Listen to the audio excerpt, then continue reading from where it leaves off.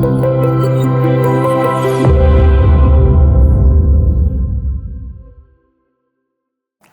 everyone, I'm Munidarshan from Fortune IAS Academy. So today we're going to be analyzing the GS paper 4 answer sheets of some of our toppers. So the topper we have chosen is Joel Abraham, who secured all India rank 167 in this year's examination. So when you look at GS paper 4, the heading is Ethics, Integrity, Aptitude. So it's a paper which deals with administrative ethics and basically it involves a bit of critical reasoning. The syllabus of the GS paper 4, when you look at it, so there's ethics and human interface, there's aspects like emotional intelligence, attitude, ethics in public administration and philosophical basis of governance. So this is the syllabus for GS paper 4. Now it's a curious paper in which that there are people who spend a lot of time studying GS paper 4. When they write the examination, they think again, we have written a very good paper, but the marks are not up to mark even if you spend a lot of time in that paper. There will be people who have spent absolutely no time in that paper and will still get very, very high marks. So what is it that makes you get a little bit more higher marks in GS paper 4? So generally when you look at all the videos or all the aspects in which mentors and everyone who speaks about GS paper 4, we say like, okay, we have to be crisp in our answer, we have to give examples. So a lot of people will be confused, okay, how will we give examples? How can we be crisp? So we're looking at Joel's paper. So Joel has secured good marks in ethics in both his attempts. So previous year he had gone for interview, this year he had secured a rank, and both the attempts he secured very good marks in GS paper 4.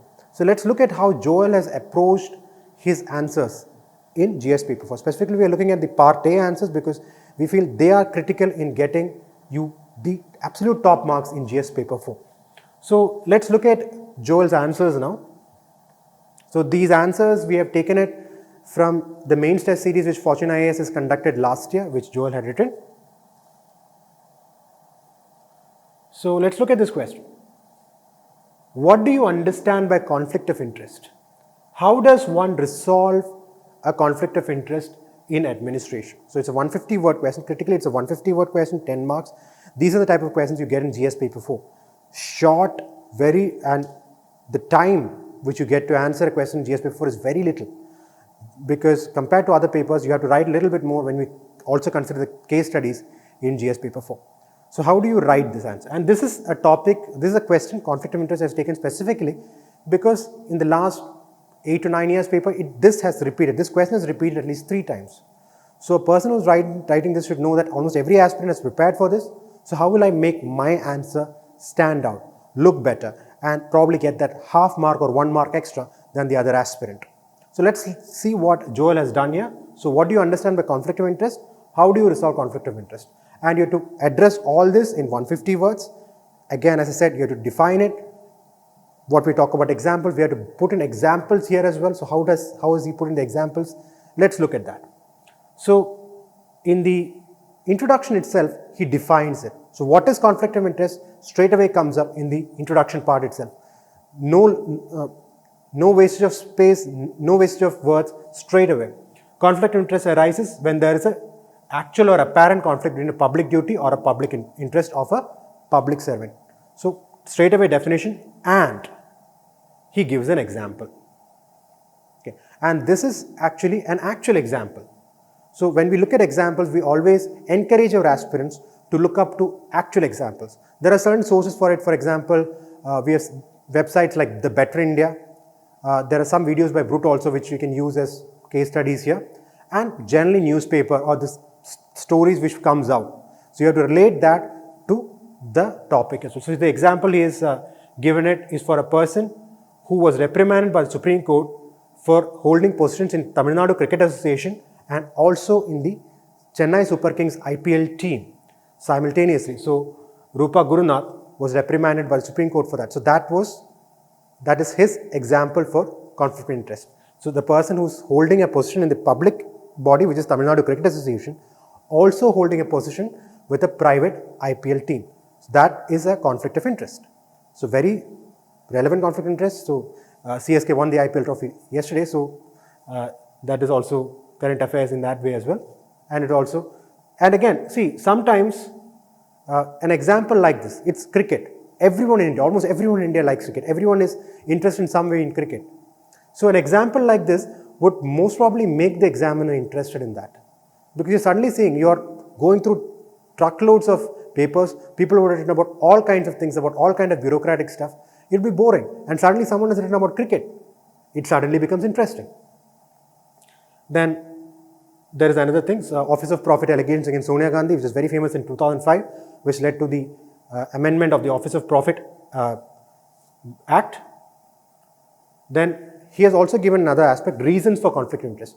When you look at Joel's answers, one thing which he specializes in is use of diagrams and different types of diagrams. So here he has used a heading, and he has used that heading to give reasons for conflict of interest, which is not asked in the question, but it's kind of like a booster thing. Joel usually does it. He will just add something which is not directly asked, but related to that question to make his answer look slightly better. So it will look like, okay, he has put every single thing into that answer to the examiner. So personal considerations, conflict of personal and public values. Again, for both, he has given examples.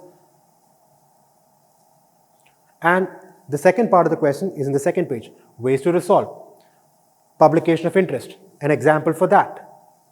Signing interest or integrity pacts and strict vigilance by organization. So he's given points, and for as much points as possible, he has given examples as well. He's given examples for those points as well. So then, as you can see, he has given examples for conflict of interest, reasons for conflict of interest, and also how to resolve as well. So suddenly the answer looks well-rounded. He has given examples at every possible junction, which is what you need to do in GS paper 4. At every possible junction, you need to just push an example and to prepare for that. There are multiple sources, as I said, Better India. There are also previous toppers notes. So I know personally that Joel has referred to a lot of previous toppers notes to take in examples from them. So previous toppers notes, which will be freely available in Telegram now and all, you can easily go to them, collect them for your own GS paper 4. The next one, what do you understand by following terms in the context of public service? This is also a question this is also a pattern of question which has been frequented by UPSC in the last 10 years of ethics paper.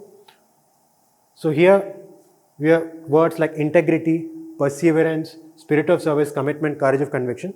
This specifically comes from the foundational values of civil service portion in the GS paper 4 syllabus. So these are things, foundational values has aspects like integrity, probity, and these are things which you need to by heart the specific definitions for. Also have examples ready-made with you, because this kind of question is something which UPSC regularly asks. So public service refers to serving the people. So he has given a very general introduction to this. Again, integrity, very, very crisp definition for integrity. Unwavering adherence to impartial principles, moral principles of truthfulness and honesty at all times and all places. So it's his definition specifically. You can also find standard definitions for this. For example, integrity has standard definitions in the Nolan Committee report. So Nolan Committee has listed the values of public service, and in which they have given standard definitions for integrity. So that's also something you can look. But here he has written what integrity means to him, which is relating closely to what the Nolan Committee definition is also holding. Has given an example. Lal Bahadur Shastri returned the salary that was received by his wife in excess to the exchequer. So given again a very famous public incident.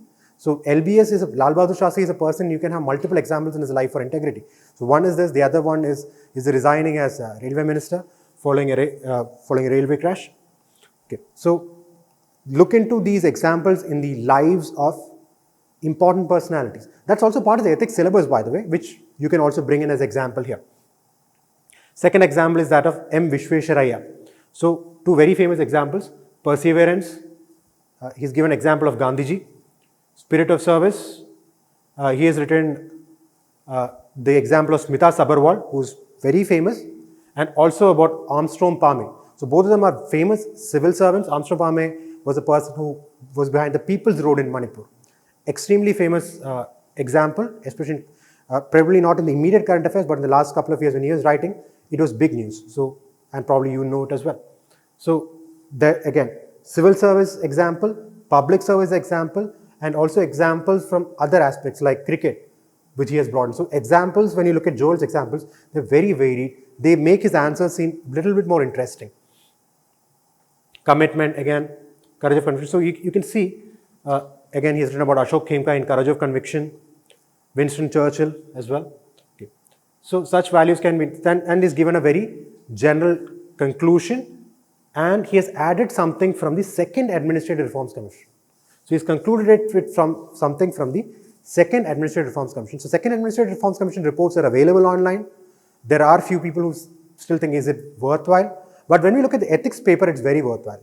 The fourth report of the Second Administrative Reforms Commission is Ethics in Governance. And already when you look at the ethics paper, there has been multiple occasions over the years when a direct question has come from that report specifically. So reading that report, or at least the recommendations of the report, would be very helpful for the ethics paper. So here he has taken up a recommendation or a phrase from that second ARC and brought it in here. So that's how he has concluded and made his answer stand out. Again, when you look at Joel's, again, a very strict adherence to structure, he's directly answering.